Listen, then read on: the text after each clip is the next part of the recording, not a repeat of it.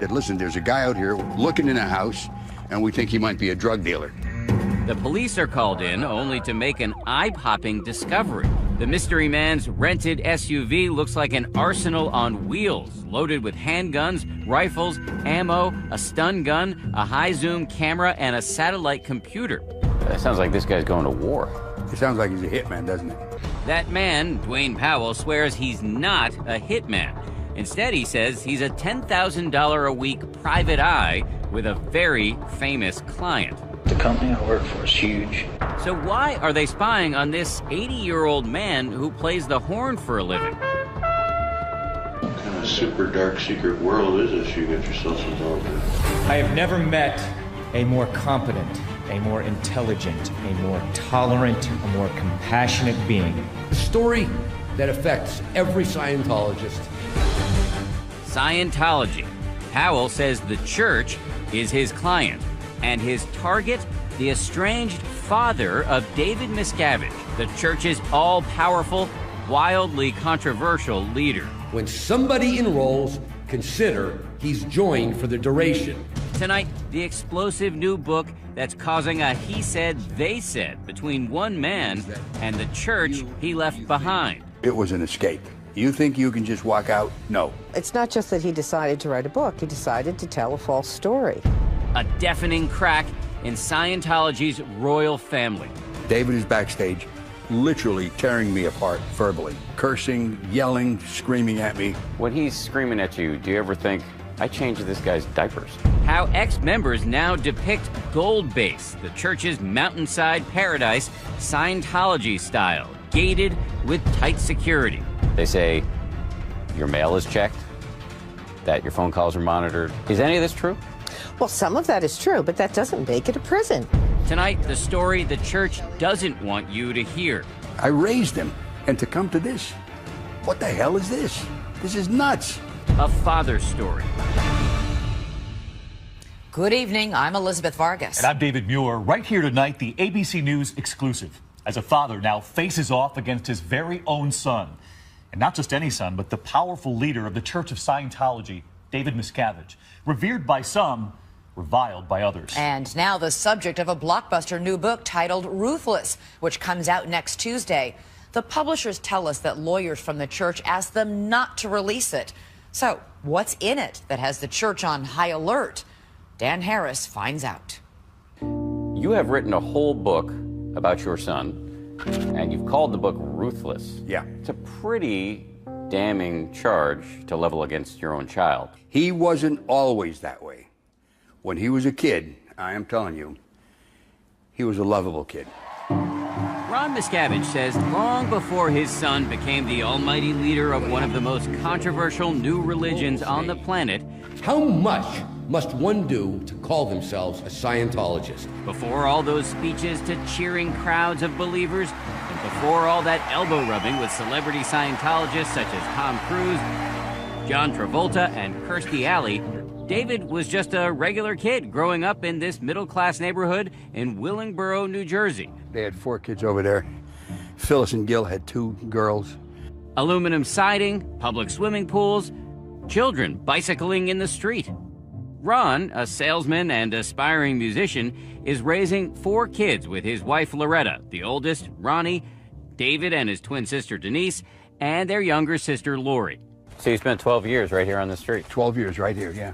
Ron says young David was a strong student with an even stronger will. David's not a big kid. Not at all. And yet he was getting into fights. He's a tough kid. I mean, for his size, he's like a stick of dynamite, you know? In your book, you describe him having a habit of saying not so kind things about other people, even as a boy. Yeah. It seems to me from reading your book, to you, in hindsight, that's a bit of a red flag. It was a bit of a red flag in hindsight. But at home, it's not as if Ron himself is receiving world's greatest dad coffee mugs on Father's Day. Marriage-wise, we didn't have a great marriage at all. We had strife, and there was some domestic abuse, which I don't ever feel good about, and I don't think you can make excuses for that no matter what or how much time goes by. When you say domestic abuse, what do you mean? I'd strike her. I'd hit her in the arm or something like that. In front of the kids? And in front of the kids, yeah. Ron's mea culpas notwithstanding, the church says his acts of domestic violence are much more serious and more frequent than he admits. In fact, the church says the book, co-written by another former church member who's now a fierce critic of church management, is filled with half-truths and outright lies. It's, in my view, a literary forgery. The church rarely grants on-camera interviews, but it's taking Ron's book so seriously that it dispatched attorney Monique Yingling to discredit the author. What has David Miscavige's response been to this book? I think he's, on a personal level, I think he's probably very, very sad that his father would do this. There seems to be no explanation except that his father is trying to make a buck off of his name. This unusual family history and subsequent family feud was set in motion in 1968 when Ron first hears the word Scientology at a business meeting. What was it about the word Scientology that got you so interested? I don't know, but it did. All I heard was Scientology, and I thought, what is that? Ron soon learns that Scientology is a new religion founded by the science fiction writer L. Ron Hubbard. There are certain evils in society which definitely should cease, and we are taking some responsibility for them. So I went to a place where there was a guy who was teaching Scientology. He would do drills to teach you better communication. So it was useful for you, I would imagine, as a salesman, Yeah. and also as a guy who was in a marriage that had a lot of arguments involved. Yeah. And he says Scientology works wonders for him. Soon he starts paying for one of the central practices of the faith, a sort of counseling called auditing that uses a Scientology device called an e-meter. Look, I didn't know what I was looking for. I knew I was looking for something. And when I got in Scientology, I felt that I found what I was looking for, which did have a lot of answers to life on a basic level. So many answers, so many life-changing benefits, Ron feels a duty as a parent to introduce his son David to Scientology as well. He hopes that somehow the auditing can help with his son's biggest problem, a nasty and recurring case of asthma. He would get severe attacks. These must have been terrifying episodes for you as a dad. That's putting it mildly. And so it comes to pass that in 1969, at the tender age of 9, David Miscavige has his first auditing session. About 45 minutes later, David walks out, smiling, bright. And in that moment, the future is born, a future of fame and power as David Miscavige rises to the highest levels of Scientology, and a future of turmoil and pain as his family life erupts into a civil war. So you think that was the key turning point in his whole life? I know it. Stay with us.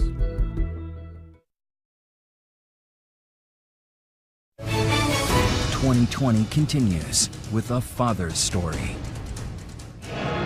Behold his mighty hand! Miracles, as commonly understood in the Judeo-Christian tradition, are not a big part of Scientology theology, a modern doctrine which draws not from ancient scripture, but instead from the mind of its founder, the science fiction writer L. Ron Hubbard. This is the critically panned movie version of Hubbard's novel, Battlefield Earth. It starred noted Scientologist John Travolta. Send some guards out and round them up. But back in New Jersey, Ron Miscavige says something close to what Christians might call faith healing occurs in 1969. That's when he takes his undersized, asthmatic 9-year-old son David for his first session of auditing, a kind of Scientology counseling.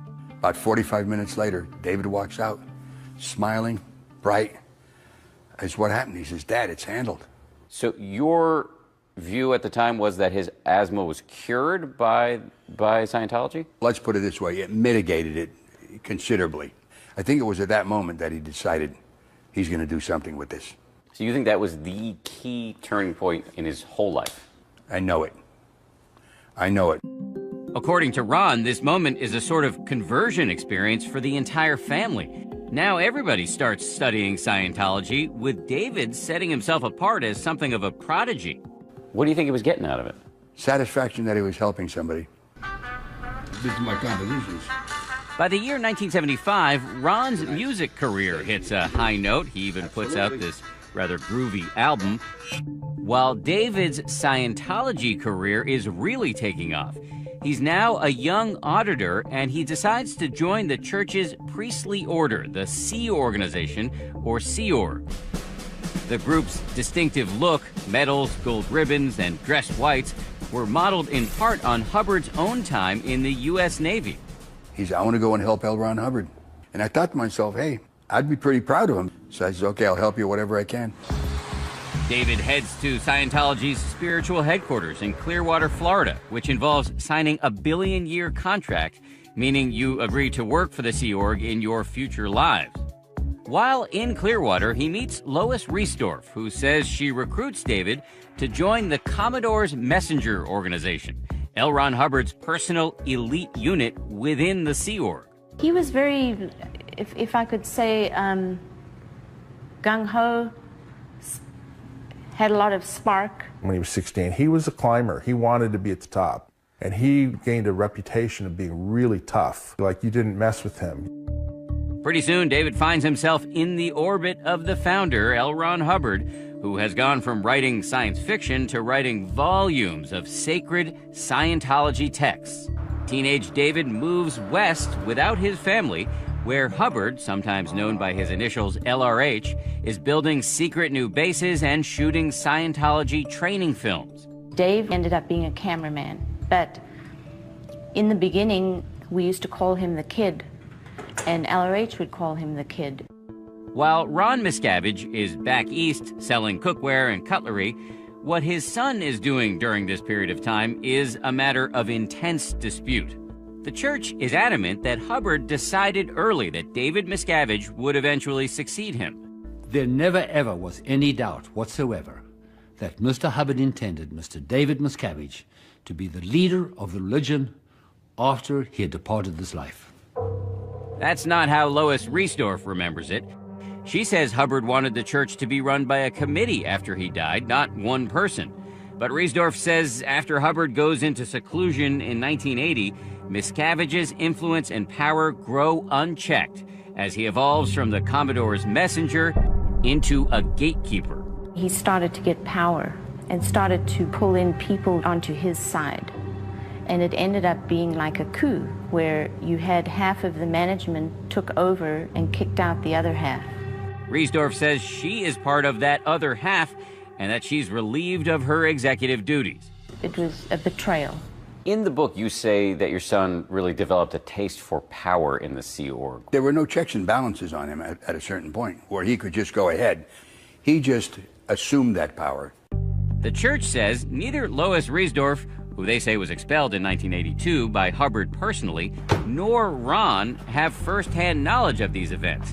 Instead, they point out that during this time period, Ron is dealing with his own serious issues. In 1985, Ron is arrested in Pennsylvania and charged with attempted rape, which Ron says is a case of mistaken identity. David arranges for his father's defense. He said, listen, you're not on your own. They're going to take on the whole Church of Scientology. The charges are dropped after a pretrial hearing. And after it's all over, Ron says he owes it to the church to join the Sea Org himself. I could have possibly been convicted of something that I didn't do and end up going to jail. I feel I have to help him. David told him that his father needed to turn his life around. Despite the fact that in a 2012 article in the Philadelphia Inquirer, the church called Ron the victim in this case, Scientology officials are now playing a different tune, accusing Ron of deliberately playing down the seriousness of the charges. The church has gone from calling Ron Miscavige a victim, in the words of the church, to now raising questions about whether he's whitewashing the whole thing. So the only thing that's changed between now and then that I'm aware of is that Ron decided to write a book. Well, it's not just that he decided to write a book. He decided to tell a false story. What is not in dispute is that in 1985, Ron moves to California, divorces his wife, and dons the uniform of the Sea Org. And Ron says shortly after coming aboard, he sees that his son has changed. And I saw him, I said, hey, Dave. And he turned to me and he looked at me like, Who are you talking to? No words were said, but that glance told me those days were over. I could never do that as a father to a son. In 1986, David Miscavige announces a seismic event for the church. L. Ron Hubbard has died. The being we knew as L. Ron Hubbard still exists. However, the body he had could no longer serve his purposes.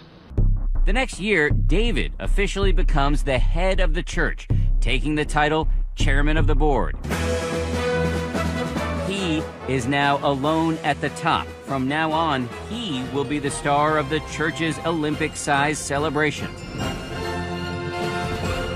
He will lead the church through some of its greatest triumphs, like winning its tax-exempt status. The IRS issued letters recognizing Scientology, and every one of its organizations has fully tax-exempt. The war is over! And he will spearhead the charge to bring celebrities into the fold. Were you around when Tom was joining the church, and was it a high priority for your son? It was top priority. When we come back.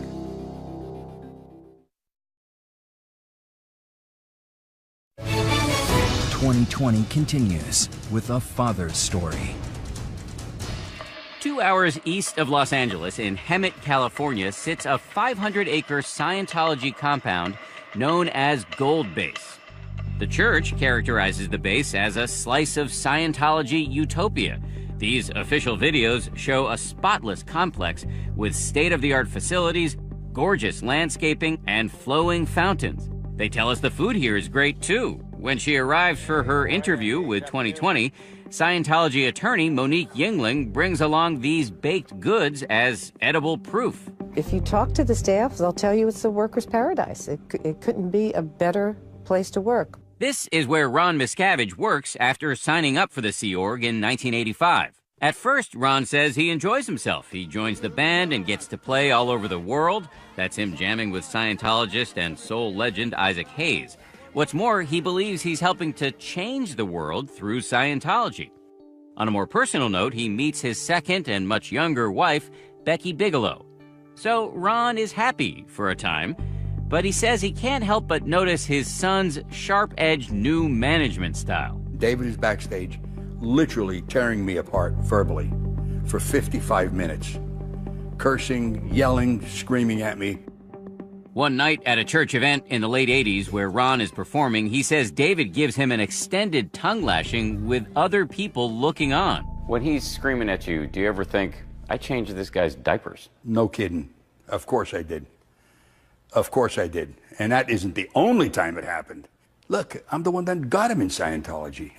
I raised him, good or bad. And to come to this, what the hell is this?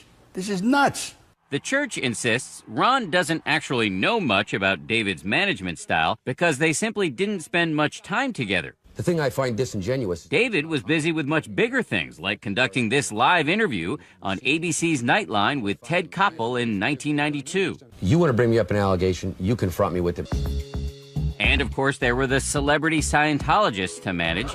I'm gonna get there first. Like King of Queens actress Leah Remini, now a vocal ex-member who published her own memoir about her life in the church, Troublemaker, last year. I think David Miscavige loves his position and power, and he uses that power to hurt people and comes down hard on anybody who questions him. Leah is a big deal, but there is no more prominent celebrity Scientologist than Tom Cruise, with whom David bonds in 1990 during the filming of Days of Thunder. What's the relationship between your son and Tom Cruise? Tom Cruise thinks that David is the top Thetan, or top spiritual being on this planet. The top spiritual being on this planet? Yes, now that L. Ron Hubbard is gone. They're like the best of buddies. What is the difference between being a Sea Org member and being a celebrity in the church? Well, it's like, getting to be at the cool table. For those not at the cool table, life at Gold Base can allegedly be more harsh than these glossy church videos might suggest. By 2006, Ron and Becky move on to the base, as most staff members are told to do, and soon, he says, they start chafing at some serious restriction. I'm living on a compound where your mail going out is read before it's sealed and sent out, where before you get your mail, it's opened and read before you get it. And your phone calls? Phone calls, you're on the phone, somebody else is listening on an extension. I was in charge of the security in all aspects for every acre of property here. When 2020 visits Gold, we bring along Gary Moorhead, a former Scientologist turned critic who says he was once director of security for the church. It would go through people's personal belongings out at their birthing, where they slept, obtaining bank records, date of birth, passwords, any personal information, where their family addresses were. Former Scientologist Mark Fisher says when he tried to leave the church in 1990, his one-time roommate, David Miscavige, exploded.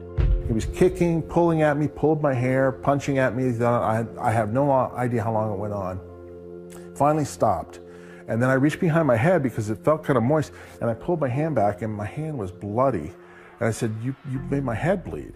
We spoke to a man named Mark Fisher who claims that in the summer of 1990, David grabbed him by the throat and kicked him and punched him. To your knowledge, is any of this true?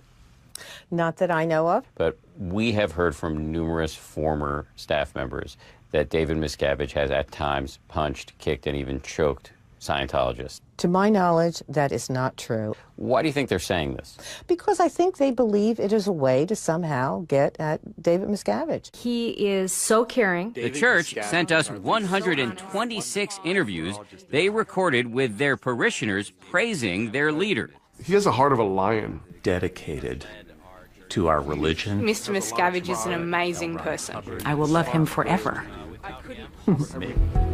Ron's testimony is different. He says by the late 2000s, the crushing workload, the discipline, and lack of sleep on the base become unbearable. The church rejects those claims, telling us long and hard hours and a restrictive lifestyle are part of the mission Sea Org members sign on for in those billion-year contracts. They're very proud of what they do, and they may work hard, they may work really long hours, even longer than we do, but they enjoy it. As for Ron, he was working with first-class musicians in one of the best studios in the world. He had nothing to complain about. To prove it, the church has provided 2020 with pictures of Ron at leisure, enjoying fancy birthday meals provided by his son, and even getting a car for his birthday from David and his 2 daughters. My name is Peter Schless. I'm a songwriter. The church also sent us video testimonials from Ron's former bandmates. Ron was an embarrassment to me, personally. And letters in which those band members call Ron lazy, say he used racial and ethnic slurs, was a poor musician, and a disgusting pig. Do you know of any other church that criticizes former members in the way in which Scientology does? Well, I think it all depends on the circumstances. Certainly, you see that happen with respect to the Vatican and so on. When the Vatican gets attacked, I mean, they have something to say about the attackers. If somebody leaves the Catholic Church, do you really think they're going to be on the receiving end of this level of vitriol? Because people leave and criticize the Catholic Church all the time. Yes, exactly. And I do think that if people in the church are asked for their opinion of this particular person, that you may well get the same kind of criticism. But it's not as if the people were just randomly asked. This is the church itself asking its parishioners, videotaping it, and giving it to ABC News. Well, again, the facts are what they are. Ron points to this video saying if he was as bad as his former colleagues now say, why then was he allowed to play at this birthday party the church threw for Tom Cruise aboard its luxury ship, the Freewind? There's David and Tom rocking out while Ron performs.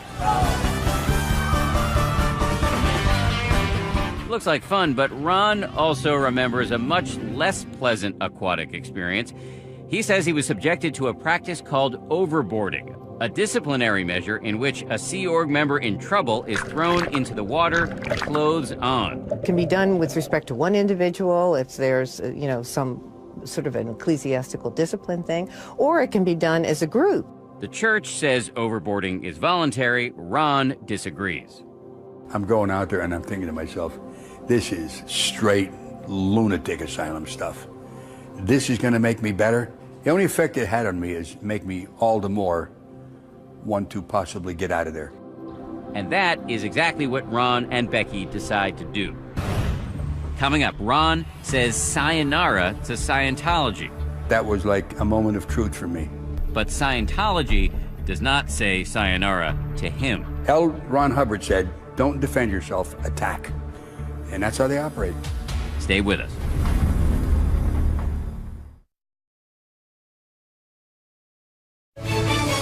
"2020 continues with a father's story." It's Sunday morning, March 25th, 2012, and Ron Miscavige and his wife Becky are attempting what they describe as one of the riskiest moves of their lives. When you were pulling up to the gate, was your heart pounding? I would say so. I would say that was like a moment of truth for me. For months, they say they've planned what they call their escape from Gold Base by conditioning the guards into letting them make regular Sunday trips to the music studio across the street. And it all comes to a head when Ron drives the Ford Focus his son gave him up to the security gate. He presses the button, and to his relief, the gate opens. I drove out slowly so it wouldn't arouse suspicion. When I turned left, I put my foot right to the floorboard. I knew we were free. I knew they couldn't catch us. What was it like in this car at the moment? I'll tell you what it was like. Let's say you were under a pile of rocks. It was like all of a sudden, it was gone. The church scoffs at the idea that this was an escape. It is not a prison. People can come and go as they please, and they do. You call it an escape. Was it really an escape? As opposed to what? Just leaving? No, it was an escape. You can't leave. You think you can just walk out? No. You will be stopped. I escaped. I wouldn't open up the gate. I'd send my rover guard down there to meet up with him face to face in case he started scaling it, and I'd try to calm, cool, and collectively talk to him on the intercom. Gary Moorhead, the former security chief at Gold, says he had many ways to discourage would-be deserters from leaving and ways to track them down if they did. Nobody would ever try to scale the mountain because it takes you nowhere. We'd figure out how much time they've been gone, when they were last seen, how far away could they be. The amount of sheer pressure that I would get until that person was back here was incredible. Once Ron and Becky are off the base, they drive for 3 days, heading straight to Wisconsin, where Becky's mother lives. What were those first few hours and days like? Undescribable. Undescribable. When Leah Remini hears that Ron, the chairman of the board's father, has left, she reaches out. I tracked him down. I called him, and I offered my support immediately because I know he must have felt alone when leaving, and I just wanted him to know that we were willing to take them in. That's a big offer. What made you feel motivated to do that? Because there really is no place for them to go unless they have family, which is very rare outside of the church. That may be why, despite all of Ron's complaints about David and the church, he soon sends his son a letter asking for money. He did give you $100,000 to buy a house. Absolutely, yeah. And that letter, I said, hey, listen, I've spent a lot of years in the Sea Org. I couldn't live under those conditions. I have very little money paid into Social Security. If you can give me some financial help, I'd appreciate it. Why do you think he did it? I go back and forth thinking that maybe he read it and he's thinking, he is my old man and he's old. Maybe I'll help him out. And then on the other hand, I think, well, maybe he did it just so it would be insurance that I wouldn't do anything. And I wasn't going to do anything. Meaning you wouldn't go public? Yeah. I had no intention, even before he sent me the money. But remember, the church takes out more, quote, insurance on Ron, those two heavily armed private eyes, a father and son team who follow him for a year. The church denies David himself had anything to do with their mission. Who hired these private investigators? Attorneys working for the Church of Scientology. So attorneys working for the church would hire private investigators to follow the father of the leader of the church without telling the leader of the church? Yes, lawyers use private investigators all the time for, varieties of reasons, and it's just no big deal. Well, it seems like a big deal to Ron, especially after he hears what the PIs told police about an incident outside this grocery store. Here's what happened, okay? I thought my cell phone was going to come out, put my hand on the T-shirt pocket where the cell phone was to stop it from falling out, and that looked to the PIs like I was having a heart attack. David called my dad and said, if he dies, he dies. Don't intervene. It was a mandate from David not to... He just said, don't go intervene with it. Let it happen. If it's time, it's his time. When you heard that he allegedly said this... It was a shot to the head. It was like somebody punching me in the chest with a sledgehammer. What did it lead you to conclude about your son? That his position in the church and his public relations and his image meant more to him than a father. The church produces this statement from Dwayne Powell, the private investigator who now says he never spoke to David Miscavige and that both the police and Powell's own son, Daniel, his partner, got it wrong. I have the police report here. Dwayne Powell, the father, the private investigator, said that he saw Ron grab his chest, was concerned. A man named David got on the phone and said, if he dies, let him die.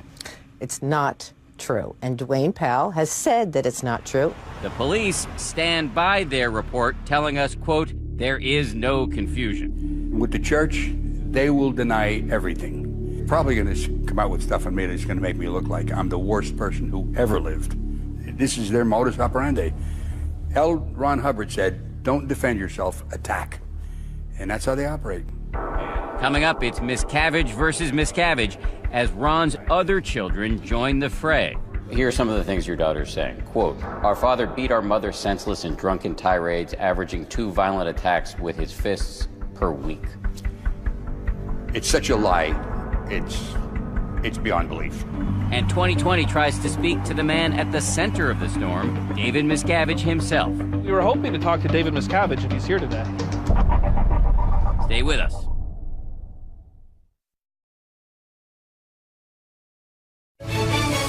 "2020 continues with a father's story. Nothing brings a smile to the face of Scientology leader David Miscavige quite like the opening of a new church, like this one in Atlanta earlier this month. Well, thank you very much. It's truly my pleasure. But show up with a camera to cover the event, and the smiles quickly vanish. We were hoping to talk to David Miscavige if he's here today. I don't think that'll be possible, and today is going to be very busy. Church staff ask us to leave and even stand in front of our camera. It's not going to be cool to be set up out here this afternoon. David's father, Ron, says this type of behavior all stems from his son's need to control every aspect of what happens in the church. Everybody knows the statement, power corrupts, and absolute power corrupts, absolutely. That taste of power, I think, is what changed David. And Ron says one of his son's most powerful tools for controlling Scientologists is a policy called disconnection, where, according to critics, church officials pressure parishioners to cease communicating with family or friends who leave and criticize the church. I think it's terrible. I don't think you could do a worse thing to a person than have him split up his family so they won't talk to you anymore. You lose your children. And they do it. This is what Ron says happens with his 2 daughters, Denise and Lori, not long after he leaves the church. They won't talk to me. My grandchildren don't talk to me, which is their kids. And I've never met some of my great-grandchildren. I don't even know how many there are. That is terrible. That is terrible, okay? That's why I'm doing this, Stan. You have a number of great-grandchildren and you don't know the number? Hey, hang on a second. Jesus Christ, that Sorry. I gotta get focused. The church says this is another blatant example of Ron failing to tell the full story. He's saying his daughters were pressured to disconnect from him by the church. It is simply not true. Ron's daughters declined to give an interview to 2020, but in written declarations, they tell us they had good reasons to cut off all ties with their father. Ron's daughters have relayed that they grew up in a house that they would call a chamber of horrors. In fact, in a series of letters, Ron's daughters lay out an extraordinary litany of allegations, laying bare what appears to be an all-out war within Scientology's ruling family. They tell us that he was more violent with their mother than he now admits, and that he was violent with them as well, striking them frequently with his fists and his belt. Ron says he spanked the girls occasionally, but did not abuse them. I never thought that they would resort to this. I knew that I was going to be discredited. And I want David, who probably wrote this stuff, you come on television and confront me in person. Ron's daughters say the final straw for them was their father's decision to move in temporarily with their older brother, Ronnie, who they say abused them physically when they were children. Ronnie Miscavige wouldn't speak to us either, but his father did address the charges. He denied it totally. And when they were growing up, I never knew or never even heard that any of this went on. Ron says his daughters are being manipulated by the church to denounce him and his book. If his daughters really hated him, he reasons, why did they chip in to buy him that car on his 70th birthday? Why did they send him 75 gifts when he turned 75? And why did Denise send him this warm Father's Day card? Dearest Dad, happy Father's Day. I love you, Denise. And this is after you left the church. That's right. As for the church, it says there is a policy of disconnection, but that it's a voluntary choice made by the members themselves, not under pressure. Scientologists know what the policy is, and it's a policy that they want to abide by. They do believe that their spiritual progress would be impeded if they continue to communicate with someone who just attacks the church nonstop. Increasingly, this issue of disconnection within the church has been bubbling up into the public view. Just last month, this billboard went up in Los Angeles condemning the practice. 2020 gathers a group of former Scientologists, some of whom you've already met, who say they've lost loved ones to disconnection. By now, it may not surprise you to hear that the church denounces all of these people as enemies of Scientology, whose relatives had ample reason to cut them off. My name is Skip Young. My name is Shelley Britt Correas. My name is Lori Hodson. This is my sister. This is my son, Craig. These are my children, Jeremy and Jessica. And that's the reality of the Church of Scientology under David Miscavige's regime. People are not lying. Their pain is real. Their daughters are not talking to them. Their sons are not talking to them. There are people who don't know, have never met their grandchildren. This is real. It's a real thing. Coming up, a special reunion and Ron's message for his son. After everything that you say has happened, after all of that, can you forgive him?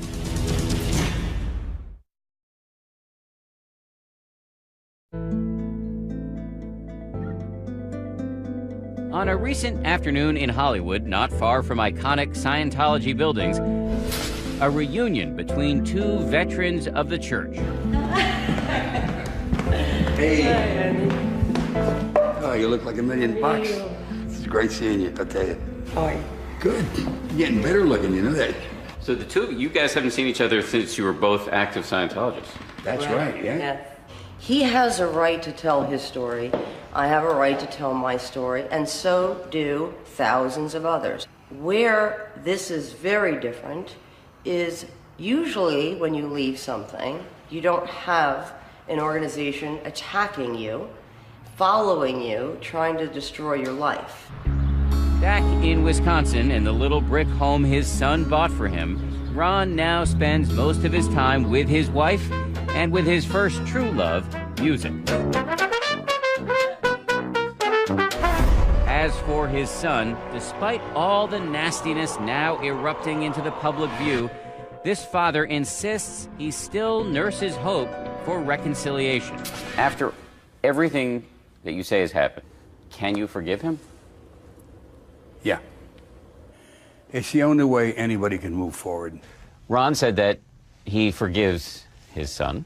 He has nothing to forgive. His son has done nothing to him but care for him. Do you still love him? Yes. Hard to believe, isn't it? If he were here, and if he would do it, I'd shake his hand and I'd give him a hug.